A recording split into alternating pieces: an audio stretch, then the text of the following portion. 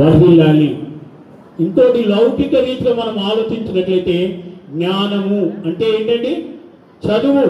So చదువు కూడా చాలా ప్రాముఖ్యమైంది. చదువు కూడా చాలా ప్రాముఖ్యమైంది. కాబట్టి చదువులో కూడా ఒక ఉన్నతమైన స్థాయిలో, ఒక ఉన్నతమైన స్థితిలో నువ్వు నేర్చుకొని సమాజానికి ఉపయోగపడే బిడ్డగా నువ్వు వర్ధిల్లాలని మనస్ఫూర్తిగా నేను ఆశిస్తా ఉన్నాను. తర్వాత భూమి మీద నువ్వు దీర్ఘాయుష్మంతులు ఉన్నట్లు నీ తండ్రిని నీ తల్లిని సన్మానించుము. కొద్దిగా ఇంగ్లీష్ మాటలు రాగానే, ఎక్కువ సంపాదించుకోగానే వి forgot our parents.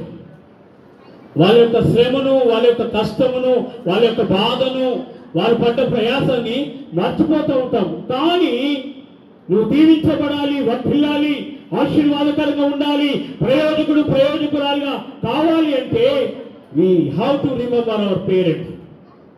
We have to respect our parents. We have to listen their word. We have to obey. ఇది చాలా చాలా ప్రాముఖ్యమైనది. అందుకే నీ ఆయుష్ అయినా, నీ అభివృద్ధి అయినా, నీ వర్ధిల్లడం అయినా కూడా దేవుడు తల్లిదండ్రుల చేతులు పెట్టాడు. మరి తల్లిదండ్రుల మాట వినడము చాలా ప్రాముఖ్యమైనది. యేసుక్రీస్తు ప్రభువారు సాక్షాత్తు దేవుడైనా కూడా ఆయన ఏం చేసినాడు? వారికి లోబడి ఉండేను. సో మనము కూడా వారి శరీర సంబంధమైన తల్లిదండ్రులకు లోబడి ఉండేవారుగా ఉండాలి. చివరికి ఇంకా రెండు మాటలు చెప్పి నేను ముగిస్తాను. సో పిల్లలకు అన్ని సంపాదించడం మంచిది, కానీ దైవిక జ్ఞానం కూడా చాలా ప్రాముఖ్యమైనది.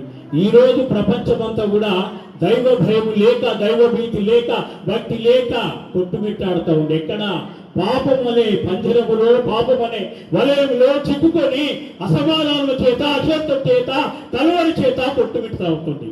కాబట్టి దైవభక్తి కూడా చాలా ప్రాముఖ్యమైనది. కాబట్టి పిల్లలకు ఏం చేయాలండి? దేవుని సన్నిధికి తీసుకెళ్ళాలి, క్రమశిక్షణలో పెంచాలి, వారి కొరకు ప్రార్థన చేయాలి. అది చాలా చాలా ప్రాముఖ్యమైనది.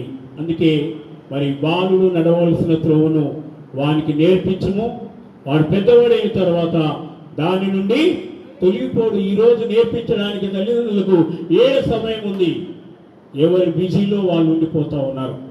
కాబట్టి కాసేపు పిల్లలతో మాట్లాడాలి, పిల్లల మంచి చెడులు ఆలోచించాలి, అందరూ కలిసి దైవ సన్నిధికి వెళ్ళాలి, అందరూ కలిసి ప్రార్థన చేయాలి, అందరూ కలిసి వాక్యం చదవాలి, అందరూ కలిసి ప్రేమించుకోవాలి, అందరూ కలిసి క్షమించుకోవాలి, అందరూ కలిసి నిర్ణయాలు తీసుకోవాలి, అందరూ కలిసి దేవుని మహిమార్థమై వర్ధిల్లాలి, అభివృద్ధి చెందాలని కోరుకుంటూ ఒక తాతగా